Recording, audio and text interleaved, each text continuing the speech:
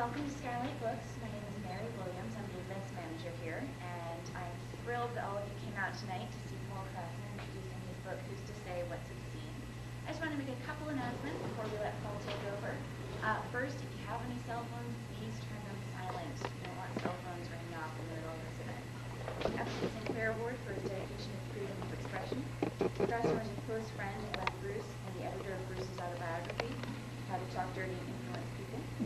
A prolific writer, his articles have appeared in Rolling Stone, Spin, Playboy, Penthouse, Mother Jones, National Lampoon, The Funny Times, and many other venues. Without further ado, let's all welcome Paul Krassner.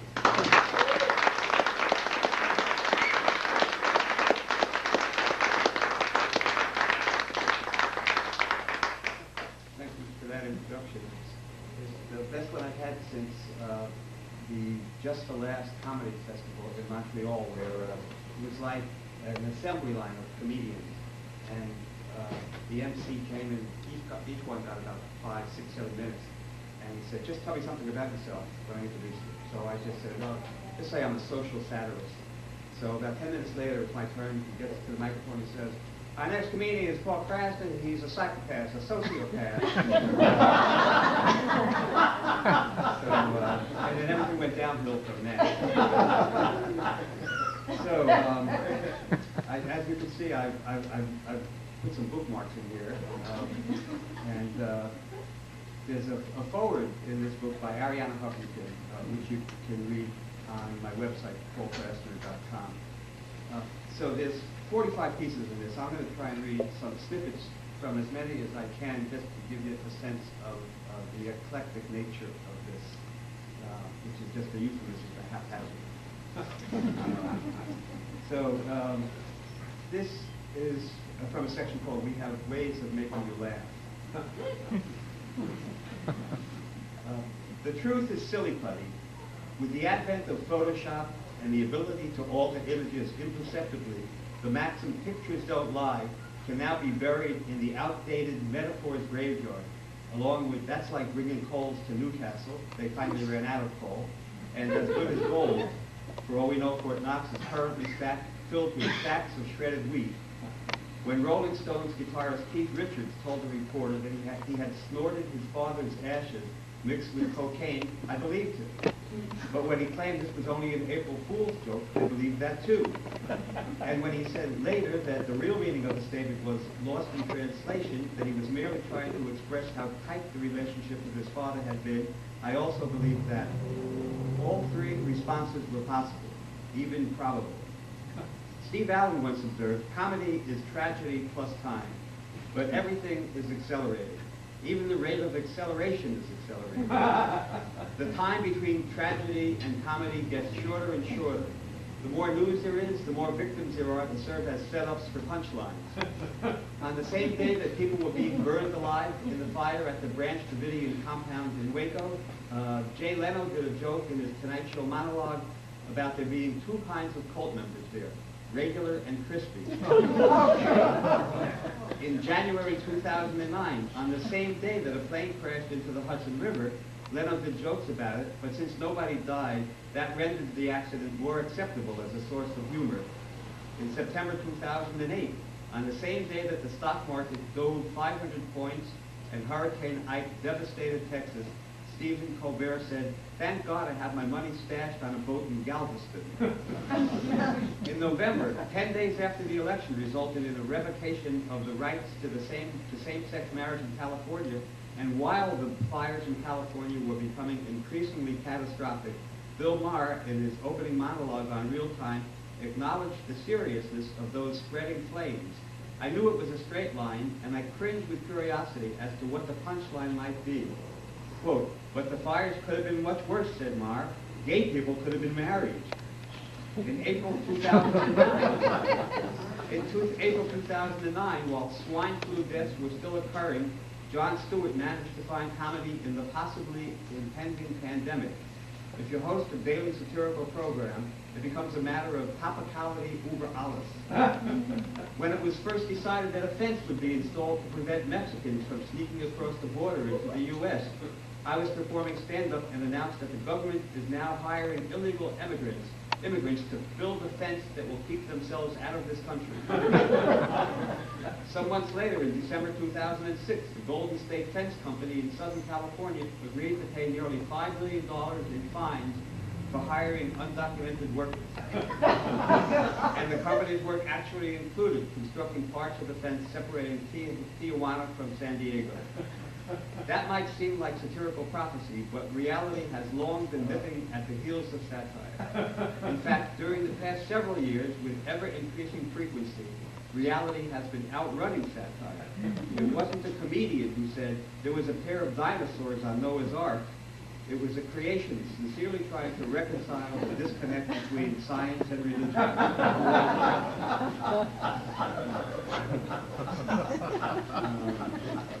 Okay, here's a little snippet just about Lenny Bruce. In 1964, Lenny Bruce was found guilty of an indecent performance at the Cafe Au Go-Go in Greenwich Village. In 2003, New York Governor George Pataki granted Bruce a posthumous pardon, but it was in the context of justifying the invasion of Iraq.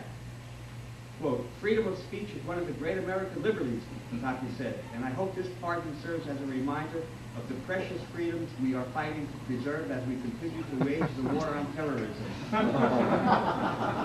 Lenny would have felt exploited and bemused.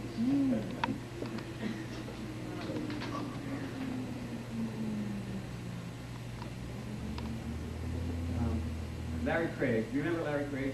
Yeah. Larry Craig merely wanted to remain a senator so that he could continue perpetuating anti-gay legislation.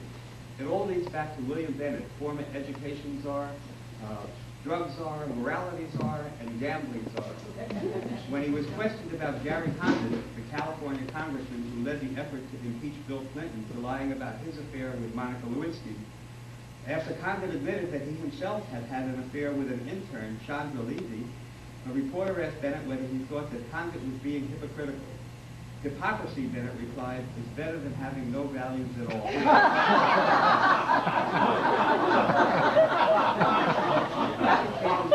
That became my mantra for a whole month.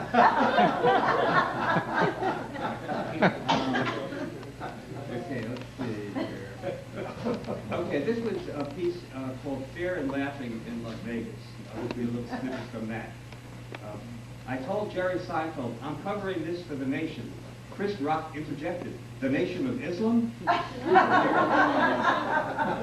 "We were in Las Vegas where Mayor Oscar Goodman had recently suggested that those who deface freeways with graffiti should have their off on TV.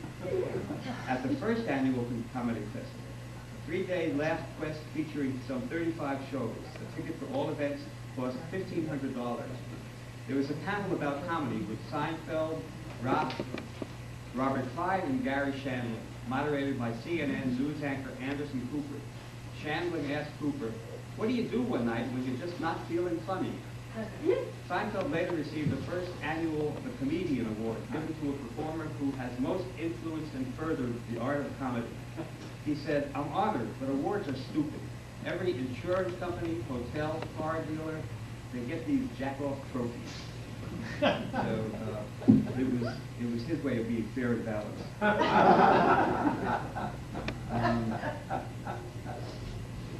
Okay, let's see. After the terrorist attacks, Larry King asked Bill Maher how soon it would be all right to be funny again. Quote, "So like 2 months, that's a good time? 1 month is a good time?" King also asked Dr. Andrew Weil, "Are balloonics growing up more often?" That's just a little quickie there.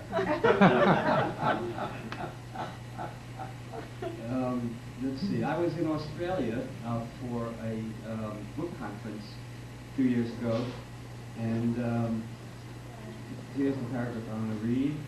"Australia still has a bizarre puritanical streak. In December 2008, a man was convicted of possessing child porn for having lewd images of The Simpsons on his hard drive. He could have been sentenced to prison for up to 10 years, but instead he was fined $3,000 and placed on 2 years probation. He appealed the decision, arguing that fictional cartoon characters could not be considered people, as they plainly and deliberately departed from the human form. But the judge found that even while the Simpsons characters had hands with 4 fingers, and their faces were markedly and deliberately different to those of any possible human being, the mere fact that they were not realistic representations of human beings did not mean that they couldn't be considered as people.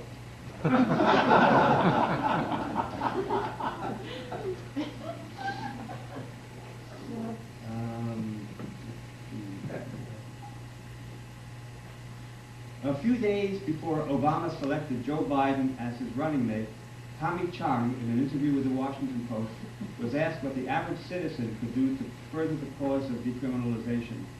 Chong replied, "Check out the people you're voting for. For instance, Joseph Biden comes off as a liberal Democrat, but he's the one who authored the bill that put me in jail for selling paraphernalia, you might recall. He wrote the law against shipping drug paraphernalia through the mail, which could be anything from a pipe to a clip or cigarette papers, or for that matter, an apple with a hole in it." Before becoming vice president, Biden, who coined the term drug czar, also sponsored the RAVE Act, which targets musical events where drug use is supposedly prevalent. As for medical marijuana, he said, "We have not devoted nearly enough science or time to deal with the pain management and chronic pain management that exist. There's got to be a better answer than marijuana." And I asked him rhetorically, "You mean like prescription drugs, which result in 100,000 deaths a year, while marijuana has caused none?"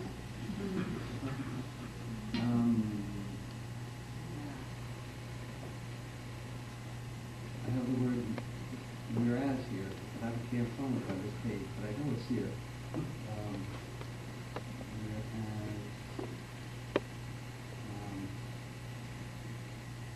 Oh, here it is. Whereas with marijuana, the worst that can happen is maybe you'll have a severe case of the munchies and conduct a midnight raid of your refrigerator.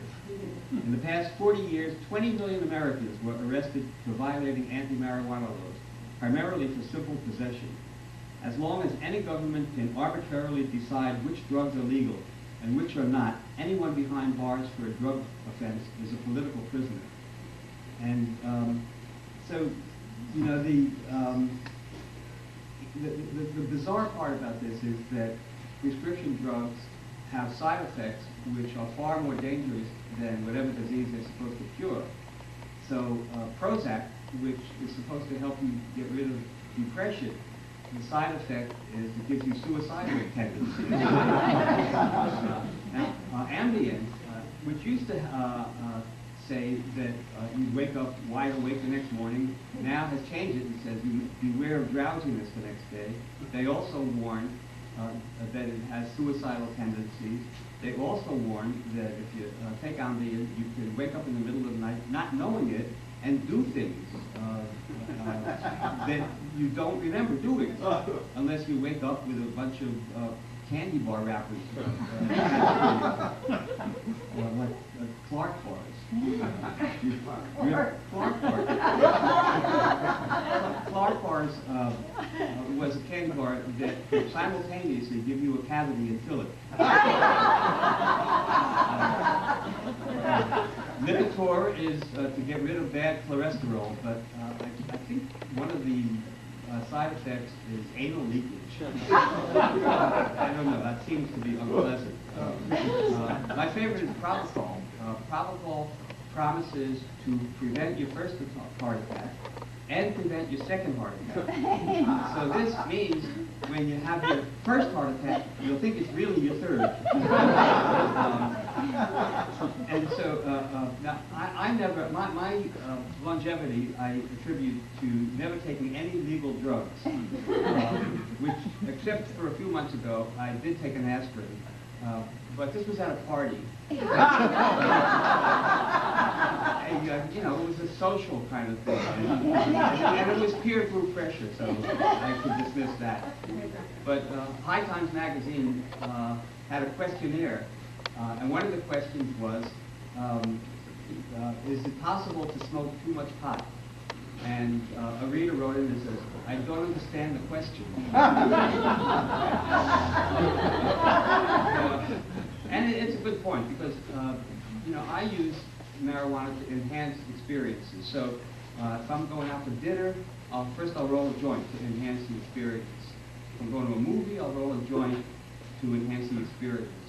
If I'm listening to music, I'll roll a joint to enhance the experience.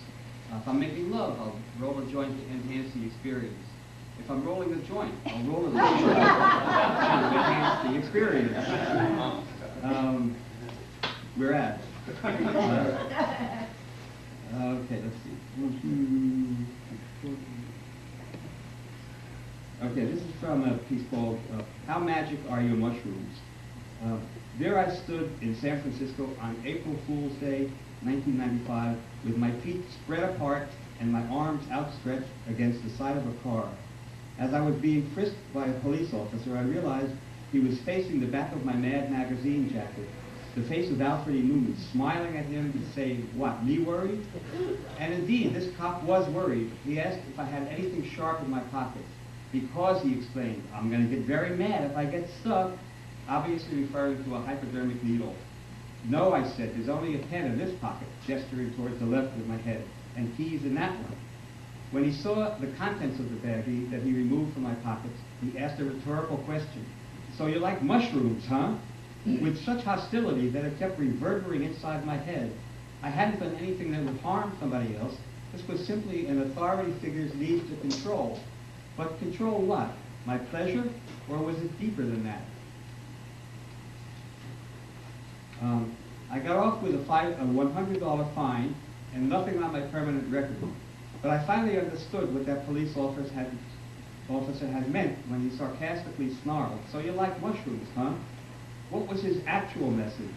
Back through eons of ancestors, this cop was continuing a never-ending attempt to maintain the status quo. He had unintentionally revealed the true nature of the threat he perceived. What he had really said to me was, so you like the evolution of human consciousness, huh? Well, yeah, when you put it like that, sure I do. I like it a whole lot.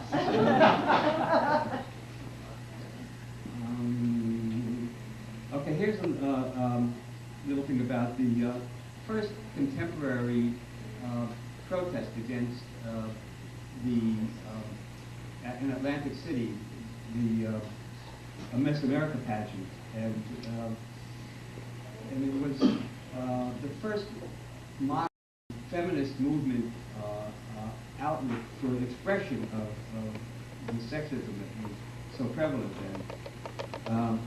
The plan was to toss tangible items of male oppression, a bridal gown, a safety razor, a girdle, high-heeled shoes, pantyhose, Playboy magazine, a pink brassiere, and burn them in a Freedom trash can. But an ordinance forbidding anything to be burned on the boardwalk was enforced. Nevertheless, a burning bra has become the symbol of women's liberation. Sometimes a metaphor can serve to reveal the truth more vividly than the actual facts.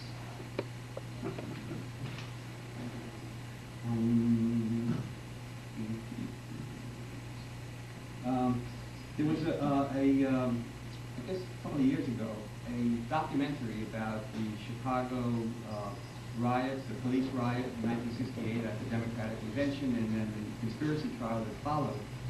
And it was directed by Brett Morgan, who also did The Kid Stays in the Picture about Hollywood mogul Bob Evans. And it was a documentary which experimented and had animated reenactment scenes. And I was invited to write a few of those animated reenactment scenes. I was also supposed to do my own voice because I was one of the animated characters, but they used actors instead. I thought it was because I didn't sound enough like myself.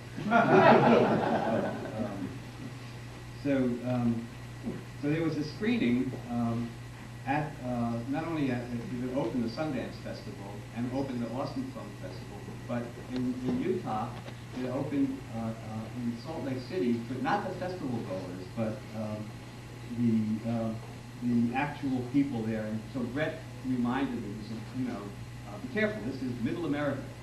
And so I began with a joke that I had heard in town. A Mormon decided to go hiking in the beautiful mountains of Utah. But first he stopped to buy some equipment at a mom and pop store. So that's not original, but I don't remember the name of the comedian who said it, and so I give him anonymous credit. Subliminal, actually. Then there was a question in Austin that dealt with the comparisons and contrasts between the wars in Vietnam and Iraq and what was necessary to challenge the latter. I replied that both wars were based on lies and fear-mongering. They both resorted to euphemisms as a form of disinformation. In Southeast Asia, concentration camps were called strategic hamlets. It sounds like something you get in Denny's. In the so-called war on terror, torture is referred to as enhanced interrogation techniques. One of the differences that there was a draft during the Vietnam War. That personalized it, sadly. People wore buttons that said, "Not with my body, you don't." The Bush administration deliberately didn't have a draft because they knew that whatever disconnect there was between the public and the horror that the government was conducting in their name would dissolve. People would take to the streets in multitudes to demonstrate against the war.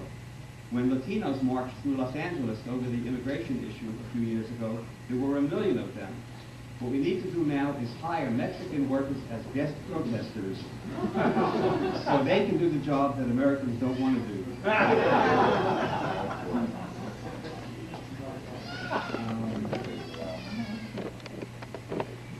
Is somebody in here a ventriloquist doing the cat meow? Is that the store? The store cat here? A lot of cat stores have cats. It's a pleasure, by the way, to be at Skylight Without Borders.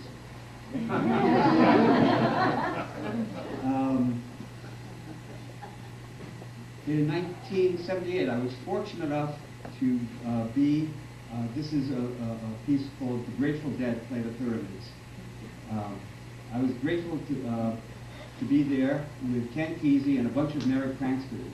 The Dead was scheduled to perform on 3 successive nights at an open-air theater in front of the pyramids, with the Sphinx keeping close watch. Bob Weir looked up at the Great Pyramid and cried out, "What is it?" Actually, it was a place for the locals to go on a cheap date. The pyramids were surrounded by moats of some discarded bottle caps. A bootleg tape of Dean Martin and Jerry Lewis doing filthy shtick was being used for a preliminary sound check. Later, an American general complained to stage manager Steve Parrish that the decadence of a rock and roll band performing here was a sacrilege to 5,000 years of history. "Listen," Parrish said, "I lost 2 brothers in Nam, and I don't want to hear this crap." The general retreated in the face of those imaginary brothers. There were a couple of real injured veterans, though. Drummer Bill Kreutzmann had fallen off a horse and broken his arm, but he would still be playing with the band using 1 drumstick. And faithful deadhead Bill Walton's buttocks had been used as a pincushion by the Portland Trail Blazers doctors so that he could continue to play basketball, even though the bones of his foot were being shattered with pain that he couldn't feel. Having been injected with pain-killing drugs to hide the bleed rather than heal the injury, he had to walk around with crutches.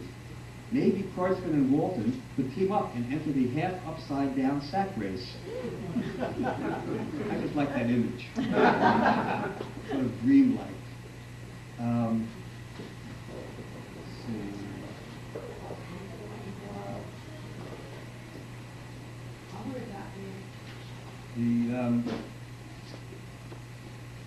Okay, this is, there's one little section here called Several Dead Icons.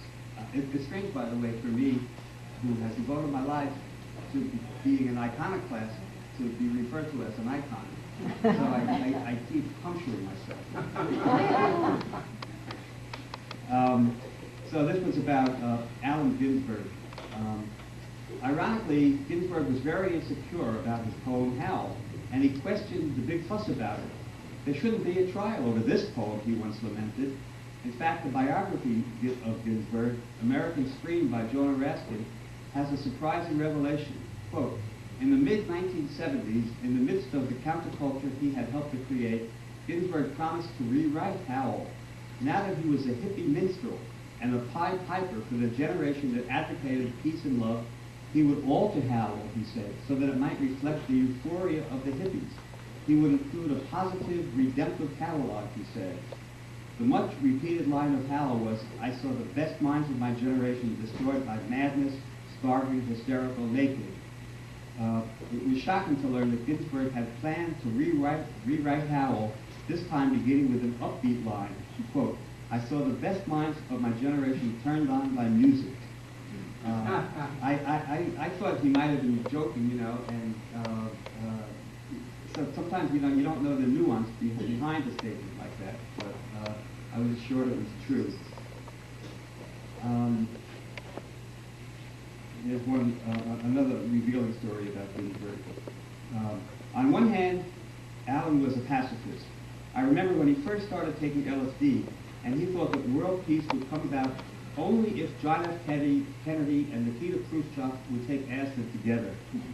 And yet, I remember a scene, this was in the early 70s, Ken Kesey and I and my daughter Holly, who was a young girl then, were visiting William Burroughs in New York, and he had this huge loft, and a cat, and a lot of cardboard boxes, and he was wearing a suit and tie and high-top red sneakers.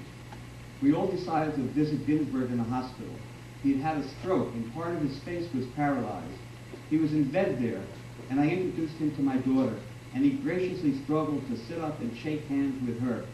But he was kind of weak and deep into some kind of medication, and he blurted out what they would call in psychiatry a primary process. He blurted out, "Henry Kissinger should have his head chopped off." It was some kind of Ginsbergian Tourette's syndrome.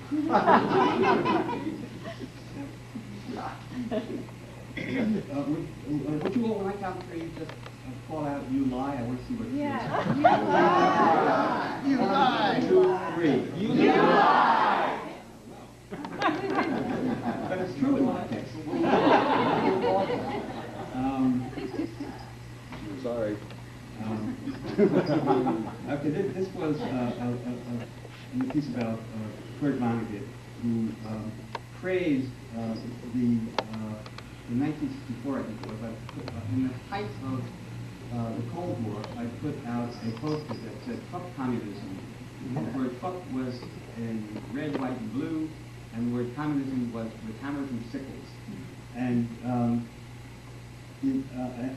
so I just want to give you a little paragraph here about what it was like then, and you can see the deja vu that we feel today. During the Cold War, hysteria over the word communist was the forerunner of current hysteria over the word terrorist, and now it's communist. It's sort of like a new tour that the word is taking. The Attorney General of Arizona rejected the Communist Party's request for a place on the ballot because the state law, quote, prohibits official representation for the communists. And, in addition, quote, the subversive nature of your organization is even more clearly designated by the fact that you do not even include your zip code. Alvin Dark, manager of the Giants, announced, quote, any pitcher who throws out a batter and deliberately tries to hit him is a communist. And my all-time favorite, singer Pat Boone declared at the Greater New York Anti-Communism Rally in Madison Square Garden, quote, I would rather see my 4 daughters shot before my eyes than have them grow up in a communist United States. I would rather see those kids blown into heaven than taught into hell by the communists. And then he sang April Love.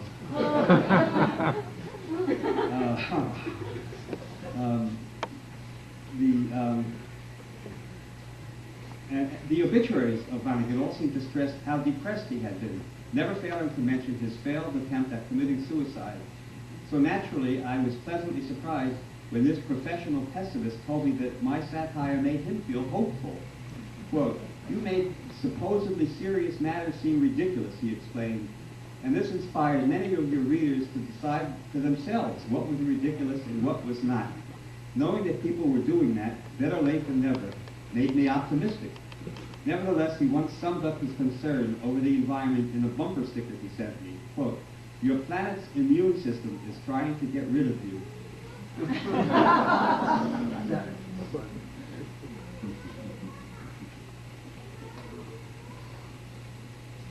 know, every nutritionist says that you're supposed to drink 8 glasses of water every day, whether you're thirsty or not. Is there anybody here who drinks 8 glasses of water a day? I see one hand. No. But the irony is that there are commercials on TV that say if you have to urinate 8 times a day, you have an overactive bladder. I don't know. It's not exactly like Sophie's Choice, but it bothers me. This paradox.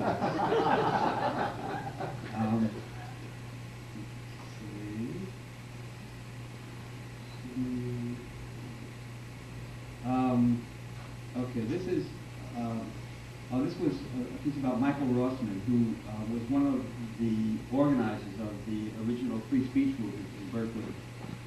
I once quoted Timothy Leary's premise that demonstrations against the Vietnam War played right onto the game boards, this is a quote of Leary, game boards of the administration and the police alike, and that students could shake up the establishment much more if they would just stay in their rooms and change their nervous systems, quote unquote. But I wrote, quote, it wasn't really a case of either or. You could protest and exploit a 13 billion cell mind simultaneously. During the mass imprisonment of free speech movement demonstrators, a Bible that had been soaked in acid solution easily made its way into the jail cells, with students just eating those pages up, getting high on Deuteronomy, tripping out on Exodus. The last time I saw Michael was in 2004 at the 40th anniversary of the free speech movement. He had asked several participants whether that was a true story about an LSD soaked Bible being smuggled into jail, verifying that it was only a false rumor. I promised him that I would find a way to retract it, and now I've kept that promise.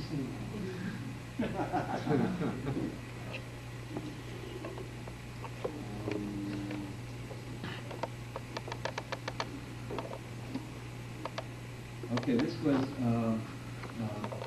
he's called George Carlin Has Left the Green Room. At a private memorial for family and friends, Carlin's daughter Kelly read from his burial instructions written on May 1st, 1990. Quote, upon my death I wish to be cremated. The disposition of my ashes, dispersal at sea or on land or in the air, shall be determined by my surviving family, wife and daughter, in accordance with their knowledge of my prejudices and philosophies regarding geography and spirituality. Under no circumstances are my ashes to be retained by anyone or buried in a particular location. The eventual dispersal can be delayed for any reasonable length of time required to reach a decision, but not to exceed 1 month following my death. I wish no public service of any kind. I wish no religious service of any kind. I prefer a private gathering at my home, attended by friends and family members who shall be determined by my surviving family, wife and daughter. It should be extremely informal. They should play rhythm and blues music, and they should laugh a lot. Vague references to spirituality, secular, will be permitted.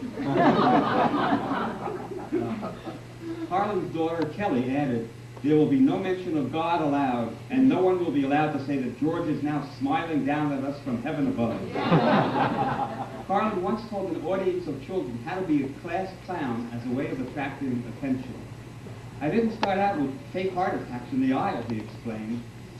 If only that's what he was doing this time. But a reporter did once ask him how he wanted to die. Carlin said, I'd like to explode spontaneously in someone's living room.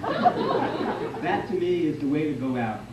And through his CDs, DVDs, and books, George Carlin does indeed continue to explode spontaneously in living rooms across the country.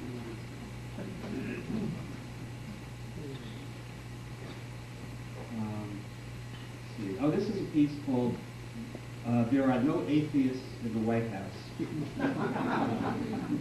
In July 2003, during a meeting with Palestinian Prime Minister Mahmoud Abbas, Bush told the newly elected leader, quote, God told me to strike at Al-Qaeda, and I struck them. And then he instructed me to strike at Saddam, which I did. And now I am determined to solve the problem in the Middle East. If you help me, I will act. And if not, the elections will come, and I will have to focus on them. Abu Bakr Bashir, an Islamic critic and accused terrorist leader, has said that Americans' aim in attacking Iraq is to attack Islam. So it is justified for Muslims to target America and defend themselves, unquote. That's exactly interchangeable with this description of Bush by an unidentified family member, quoted in the Los Angeles Times. Quote, George sees the war on terror as a religious war. His view is that they are trying to kill the Christians, and the Christians will strike back with more force and more ferocity than they will ever know, unquote. Apparently, religious bigotry runs in the family. Bush's father, the former president, quote, I don't know that atheists should be considered citizens, nor should they be considered patriots. This is one nation under God. And even that, shouldn't it be one nation inside God? I mean, if the world isn't flat. And before him, there was Ronald Reagan. Quote, for the first time ever, everything is in place for the Battle of Armageddon and the second coming of Christ. Not to mention Reagan's Secretary of the Interior, James Watt, responsible for national policy on the environment. Quote, we don't have to protect the environment, the second coming is at hand. In 1966, Lyndon Johnson told the Austrian ambassador that the deity comes and speaks to me about 2 o'clock in the morning, when I have to give the word to the boys, and I get the word from God whether to bomb or not. So maybe there's some kind of theological tradition going on in the White House.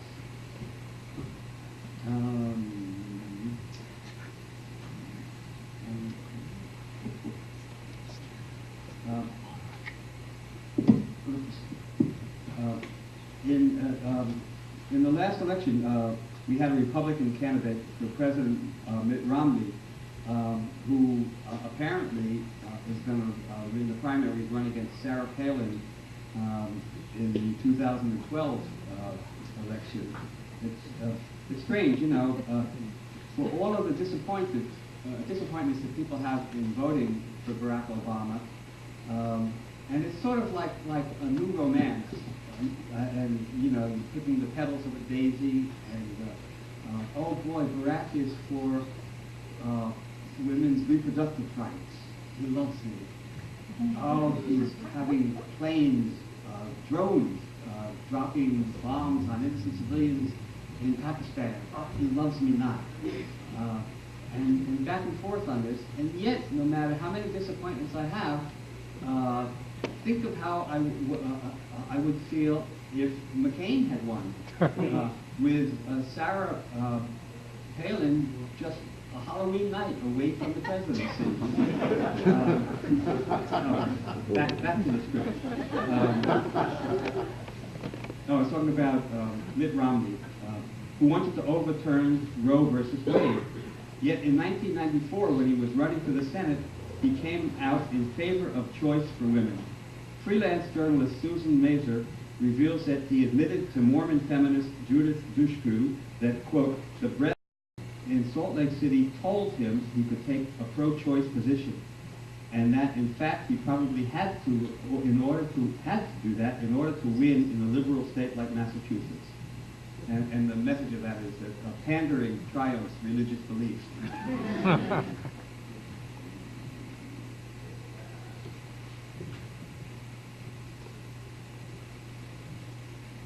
Okay, this is here.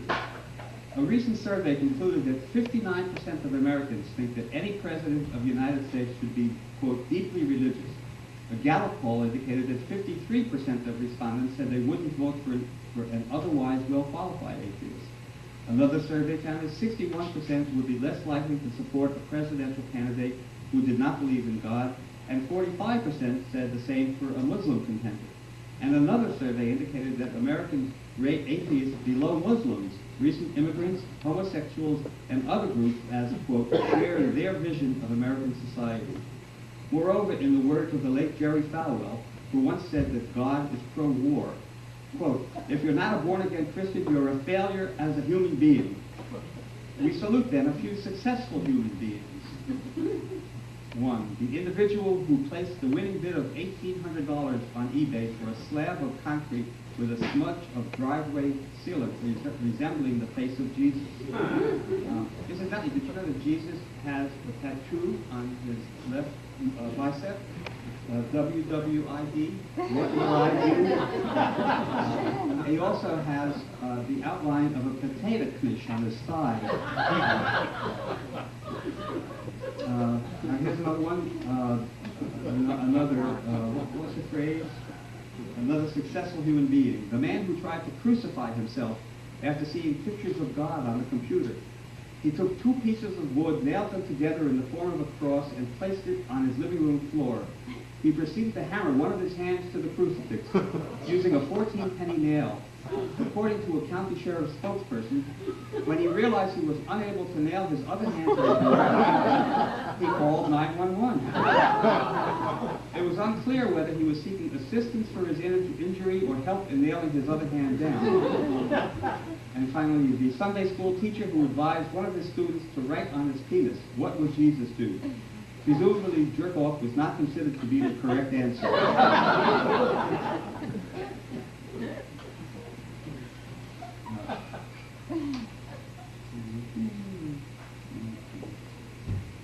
Okay, this is a piece called "Trashing the Right to Read." While serving 5 years in the California prison for growing medical marijuana, Todd McCormick contributed a couple of stories about his experience with psilocybin and ketamine to my collection, Magic Mushrooms and Other Highs, from Toad Slime to Ecstasy. And when it was published, I immediately sent him a copy.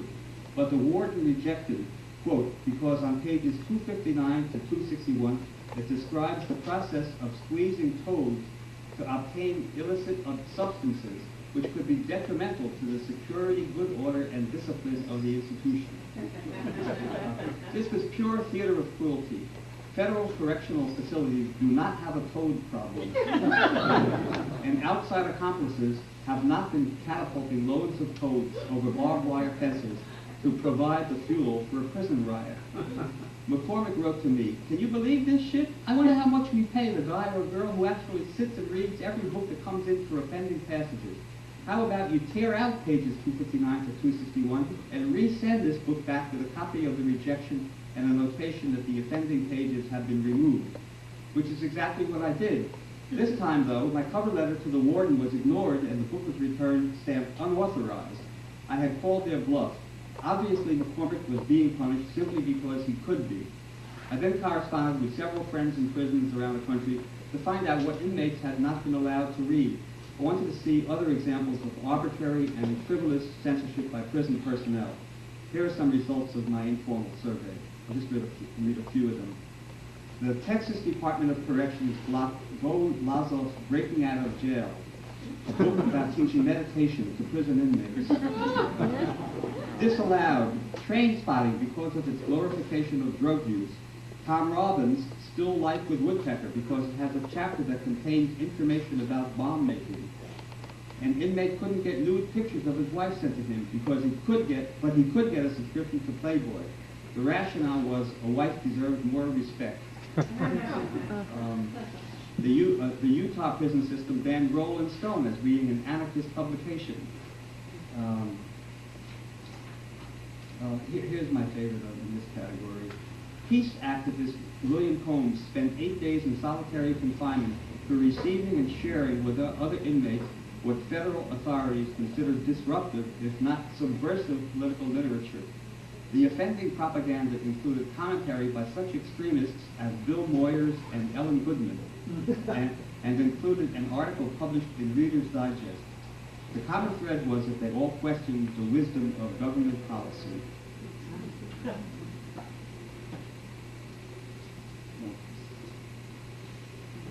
Look at some of these bookmarks on eBay. Okay, let's see here. All right, I'll just read a few more things, then we'll have a Q&A. So, let's see. Skip that. I'll skip that. I want to have as much time for questions that you make up and answers that I make up in response.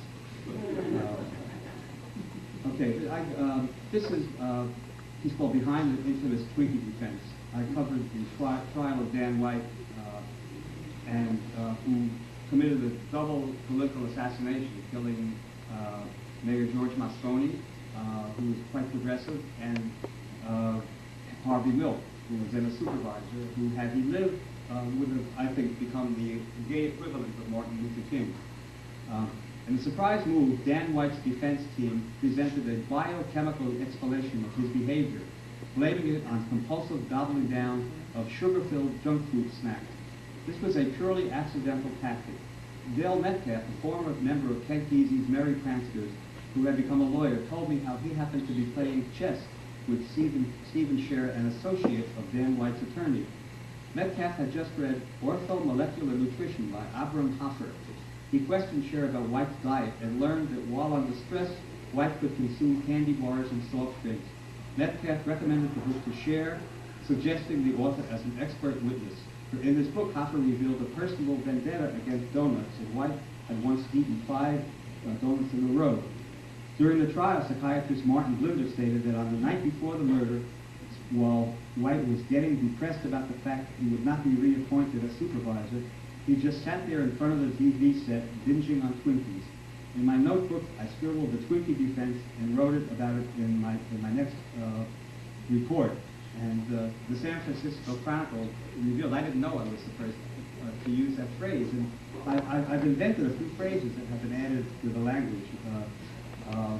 One, let's see, was I invented softcore pornography, softcore porn, which you can tell it gives a man a soft on.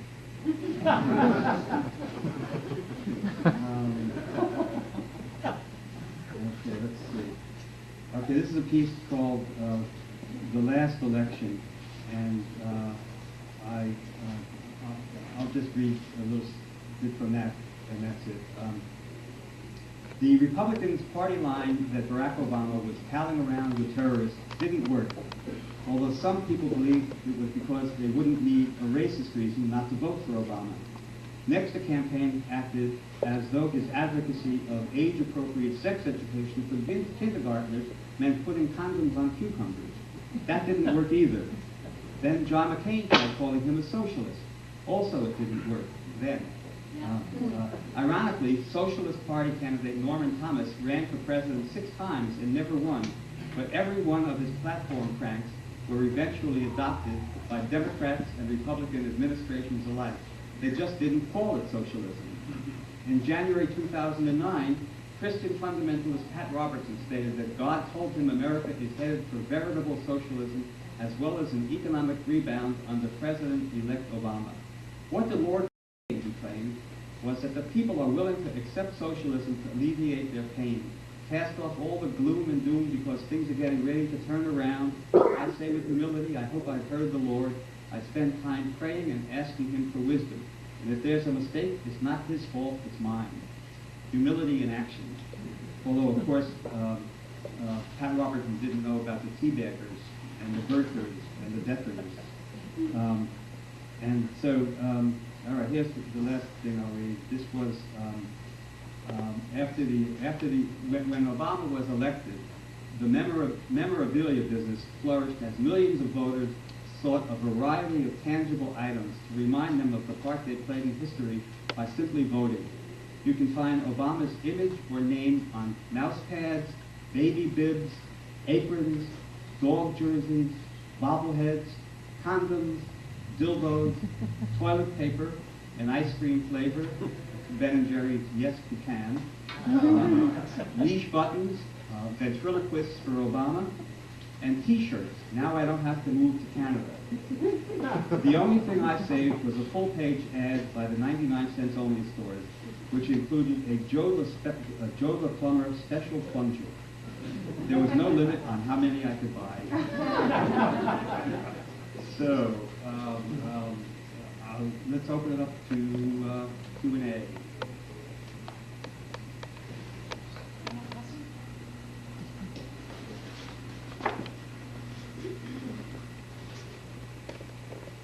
Paul, given that you seem to be against both censorship and violence and illegal acts of force, I'm wondering what you think should be done about the recent outbursts committed by Serena Williams and Kanye West. they be arrested or what? Serena didn't violate any law except the laws of tennis, and they fined her $10,000, and she lost the point that they were losing the game. So I think that was punishment within the rules of tennis. And Kanye West, he couldn't. He had, but when he did something to protect the honor of Beyonce, it was delusions of altruism. And he's been punished enough. It was strange enough to see him on Jay Leno's opening night when Jay Leno asked him, and Kanye West's mother had died not too long ago, and Jay Leno asked him the probing question, "What do you think your mother would have said about this?" And Kanye West violated all broadcast tradition and by having dead air for what seemed like a minute or two. And I think he has realized, but then he did a rap song after that, so it kind of changed the mood right away. But again, he didn't violate a law, except it was. People might say it's politically incorrect, but real political correctness is just not being so rude. It doesn't mean that you're following the orders of the political correctness freedom league, whatever it is. Next question? I have the mic. Paul, I probably have all your books and maybe all your CDs, and I'm curious. You're such a keen observer of everything. What is your process? Do you use a microcassette recorder, as Steve Allen used to do, or do you keep copious notes and diaries? What's your process for winnowing all this amazing material that you have out there into books? Well, I'm kind of jaded, so when my EKG, something goes up like that, out of something that's really a contradiction, something. I do have paper and pen by the TV set, by the radio, by the night table, in my bathroom, always in my pocket, to write something down, just maybe a few words so I'll remember it, and then I can do the research later. And sometimes it comes spontaneously. Sometimes in a Q&A like this, I'll say something I haven't even thought of before because I've been stimulated by somebody in the audience. And that cartoonist Dan O'Neill once said to me, "We're not peerless," and that was always important to me in publishing The Realist, because I knew editors and publishers and producers who always felt that they were superior to the people who read their books or their magazines or saw their movies or plays. And I never felt that. They would say, "Well, we get this, but they won't." And so because of that feeling of equality and people who knew more than I did but didn't have an outlet, I learned from others, and that's it was just being a good listener and not being attached to my own opinions. Who has the microphone now? You can pass it back. Back this direction, behind you. Okay. Hi, Paul. As I was coming up in the entertainment and comedy world, you were one of the voices I listened to. I'm wondering who your influences are, who are the voices that influence you in your writings, and who it is that you look to now to set the tone for satire as it comes up now. Well, originally it was Lenny Bruce and Mort Saul, and currently, I like Bill Maher, I like Wanda Sykes, and many whose names I don't even know. I just sometimes there was a guy on David Letterman recently, and Alex something, who was kind of nice. And that was Dylan Brody who just asked that question. He's a comedian who is a storyteller rather than a set-up punchline. And when he asked me to sign his book, I started writing, and I didn't know what I was going to say, but I said that to Dylan, who knows the difference between a punchline and an answer. And I was kind of pleased with that, only because I hadn't thought of it then. And spontaneity is, a lot of times, spontaneous humor works the best because the audience then knows it's not canned humor, or as the late Henry Morgan said, it's not frozen. So it's, but it's also, my daughter Holly once made me laugh hysterically once when we were at the Santa Cruz County Fair and we were walking down the roadway, and a woman came up to her and said, "Come here, you want to come into my tent?" And so she looked at me and I said, "That's okay, we'll be here waiting for you." And so she came out of the tent carrying a balloon, and I said, "What was that all about?" And she said, "Oh, she was an evangelist." And I said, "There's a little police whistle, what's that for?" She blew the whistle and said, "Here, Jesus, here, Jesus." And, it was just her spontaneity, just had me rolling on the ground. So, you know, it's, there's a lot of people who are heroic but aren't famous, and there are a lot of people who are hysterically funny who are also not famous, and so I just gather it wherever it comes from.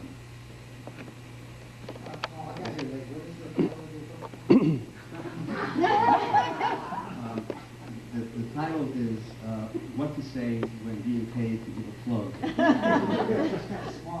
No, it's called We Have Ways of, no, that's another one. It's called I blocked it out. Oh, it's called Democracy We Deliver. Oh no, that's for t-shirts. It's called Who's to Say What's Obscene? Politics, Culture, and Comedy in America Today.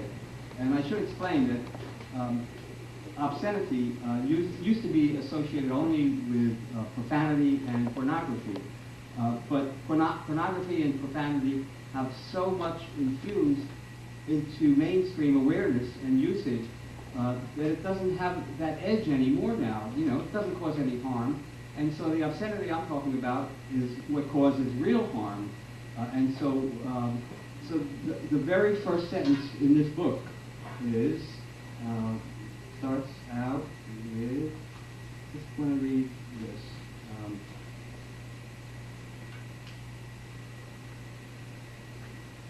Take, for example, this who's to say what's obscene. Take, for example, the fact that Barack Obama's chief of staff backed immunity for those in the Bush administration who were the architects of justification for torture and indefinite detention without trial. Now that's fucking obscene.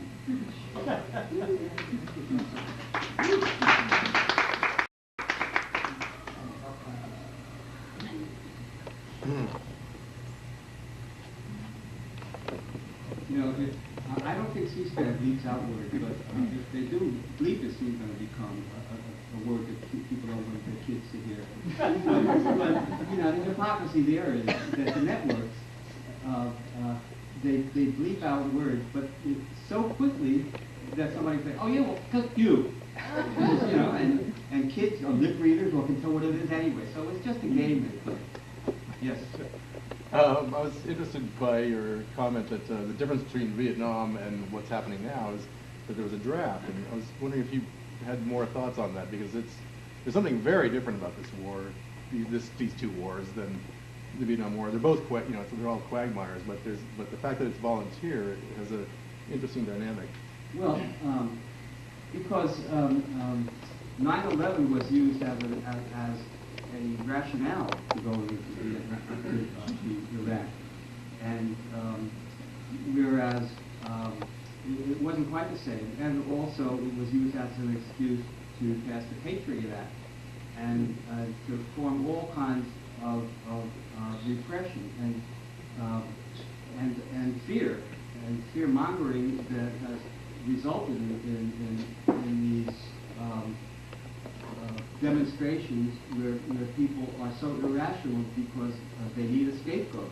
And so they're even blaming Obama for things that the Bush administration was responsible for, like bailing out AIG.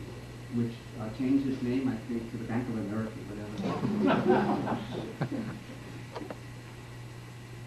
Any other questions? State with the raised inflection. Oh, here's gentleman. 70 years ago, when I was 11, the only pornography available was something called comic books, the kind men like, in which Dad would come home and find Blondie being stripped by Mr. Dibbers. And since they were always available, they really turned me on. I just realized, looking at your cover here of the naked Cinderella, it really turns me on more than a photograph of a woman. I'm so happy.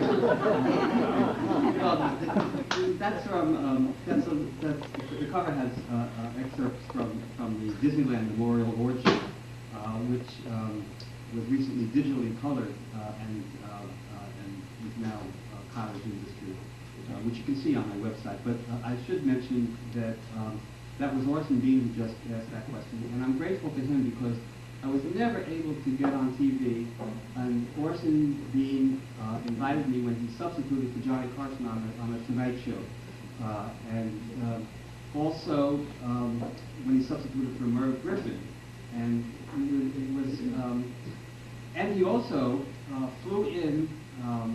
What was the name of the guy who started? A.S. Neal. A.S. Neal, who started Summerhill in England, with school, the credo of which was that learning should be fun, and that you had to trust the children to follow their own level in that. And he started the 15th Street School in New York, which my daughter Holly attended, so I appreciate that a lot still. Next.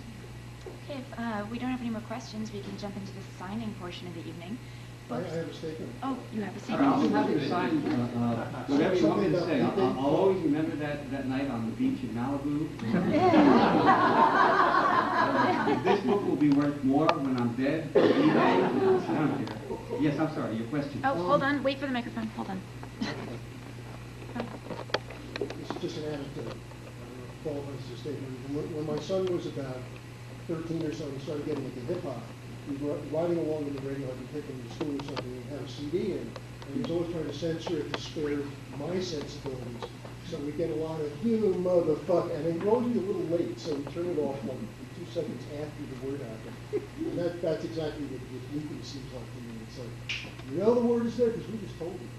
Oh yeah, but I'll tell you something. Ironically, Lenny Bruce, who was a pioneer, not just in language, but in concepts, because he talked about the low salaries of teachers compared with the high salaries of show business celebrities.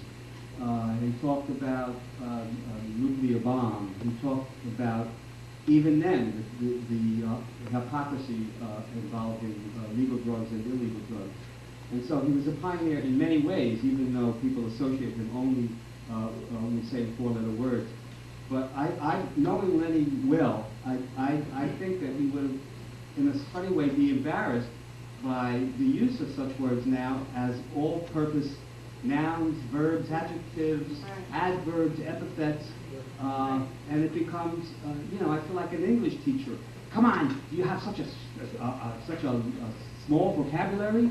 Yeah. You know, kids. Now, I spoke to a friend today who is an English teacher, and kids now, they'll write a composition, and if they want to say something was great, they'll put GR and the number 8. And you have to say, save that for Twitter. Okay, so that about wraps it up. Books are available at the counter. It's going to take us a minute to clear away these chairs, but then I'm sure Paul will be happy to sign your books. Thank you all for coming.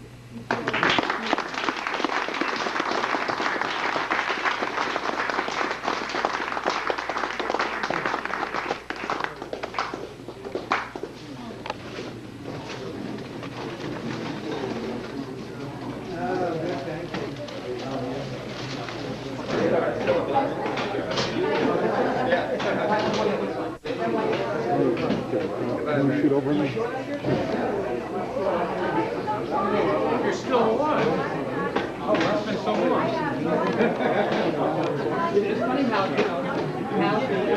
You should have started. The friend who I'm with recognized we're sitting behind him. my age, and she recognized him before.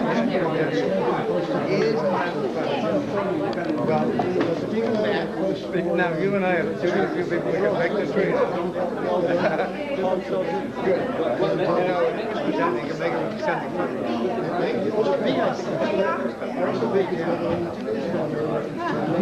Oh, the Google.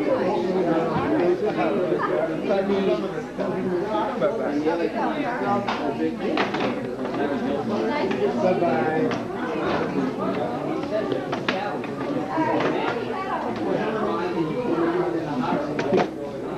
See if we can get Orson Bean to pose for a picture. He's just walking around. Got him talking to somebody. Did you? Good. He answered it. Torture. And he goes, now that's fine.